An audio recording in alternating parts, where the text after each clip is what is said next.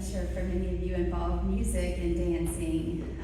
We used to ride around in the car with the windows rolled down and the radio turned up, and we would just sing our favorite songs at the top of our lungs, like songs like Hold On by Wilson Phillips and I Try by Macy Gray. And I still hear those songs come on the radio and it always makes me think of her.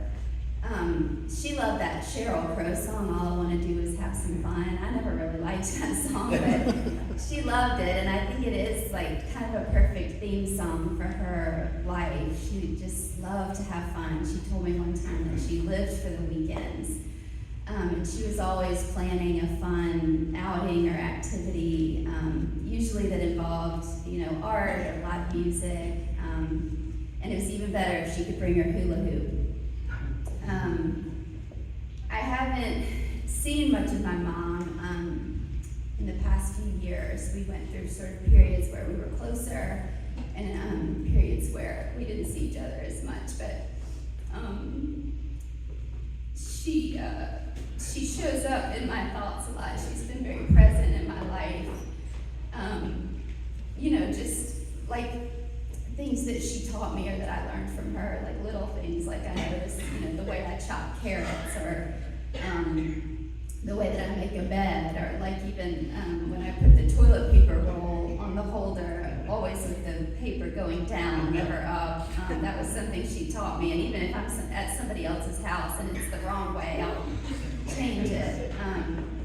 So there's little things like that make me think about her. And then, there are also a lot of things about her that I always thought were super weird and embarrassing. And I'm now starting to realize that I do all of those things too, and my children are just as weirded out and embarrassed as I used to be.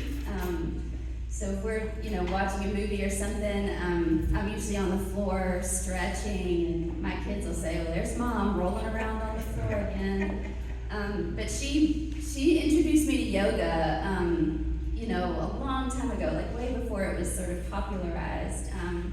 That was something that was very important to her. She was also, really into health foods. We would go to the Golden Temple, and she would get all of her supplements and spices, and so I do all of that, and I'll, put a bunch of weird spices in my coffee, and my husband will say, "Are you putting sushi in your coffee?"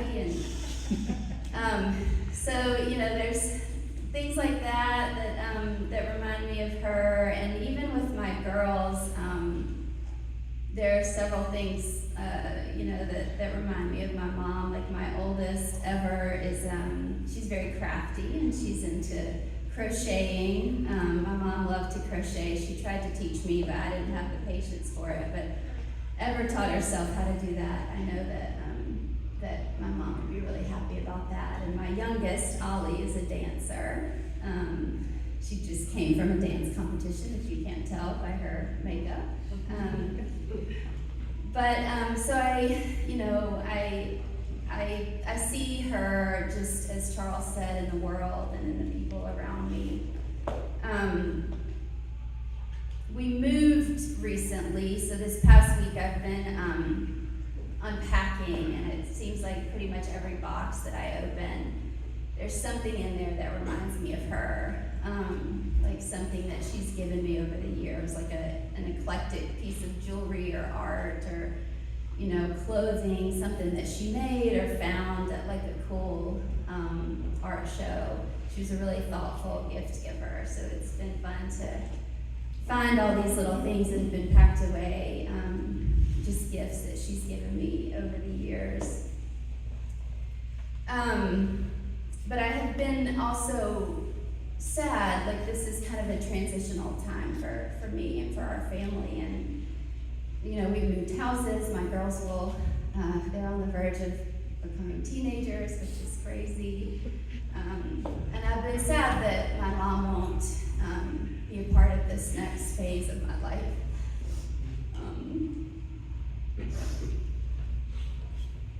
But I was thinking about that the other day, and I looked out my bedroom window and I saw some daffodils that had started to bloom, and I didn't know that they were there. And she loved daffodils,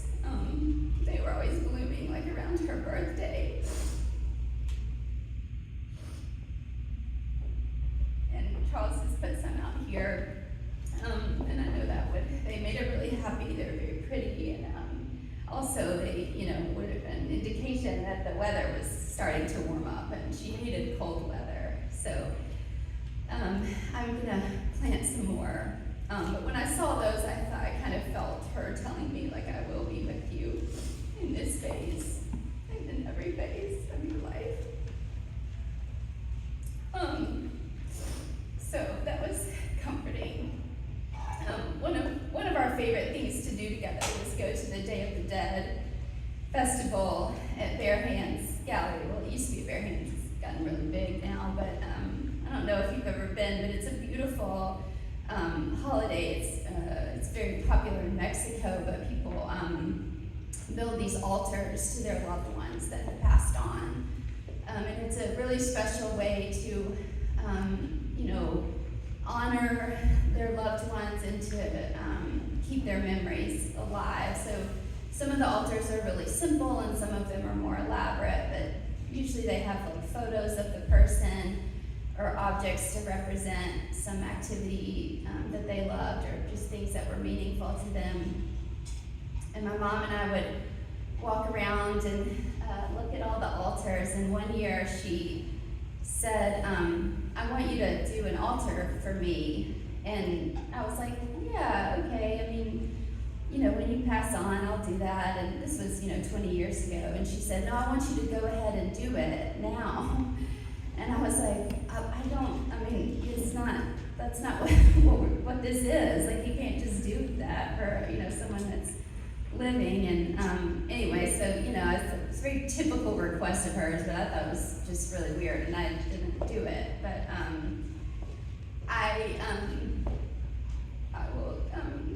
I'll do that for her this year. And I'm excited to, think about just how to do that. And any of you are welcome to help me. I was thinking that I would do get one of her old hula hoops and, put daffodils and other crochet needles and, something to represent cats. Although the cat thing was like a later addition in her life. She was always allergic to cats, as was I. Somehow she got healed of her cat allergy and became kind of a cat lady. I'm excited to do that and to just connect with her through that process. And as I was thinking about doing that, I thought about this. There's a quote from a book that I read a long time ago called The Bridge of San Luis Rey. And I wanted to read it. I can find it here. It says, "But soon we shall die, and all memory of those five will have left the earth. And we ourselves shall be loved for a while and forgotten. But the love will have been enough. All those impulses of love return to the love that made them. Even memory is not necessary for love. There is a land of the living and a land of the dead, and the bridge is love, the only survival, the only meaning." And I love this idea that even in death, beyond memory and beyond time, love keeps us connected.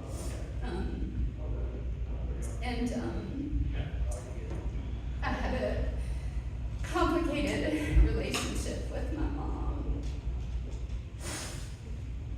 And I have gotten, actually, in the past few weeks, a lot of clarity around why. But what I know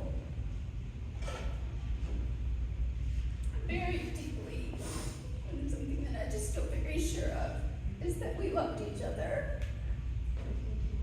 And we'll miss her.